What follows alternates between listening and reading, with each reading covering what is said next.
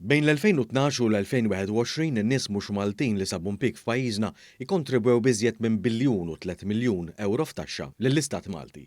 Min tarif li ngħata fil-Parlament mill-Ministru għall-Finanzi u x-Xogħol Clyde Caruana joħroġ li matul is-sena 2021 waħedha inġabru kwart ta' biljun euro f'kontribuzzjonijiet tat-taxxa minn persuni li kienu qed jaħdmu f'pajjiżna u li m'għandhomx ċittadinanza Maltija. Din iċ-ċifra hija 5 darbiet aktar minn dak li kien dovut jitħallas mill-impjegati mhux Maltin fostna fl-2012.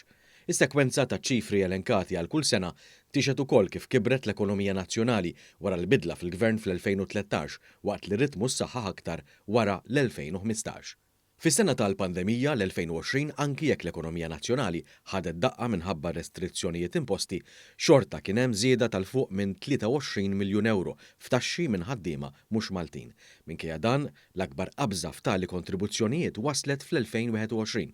Meta kien hemm żieda ta' 34 miljun fuq is-sena ta' qabel, anki jekk konna għadna f'periklu ta' kriżi globali.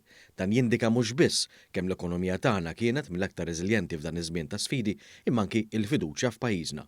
Anke jekk il-Maltin u l-Awċin f'impjieg żdiedu f'faxex ta' salarji aktar għoljin, l-indikazzjonijiet huma ċari li żdiedu wkoll il-ħaddiema mhux Maltin f'impjiegi ta' livell tajjeb filwaqt li naqsu minn impjiegi b'pagi iżjed baxxi minn 15,000 euro.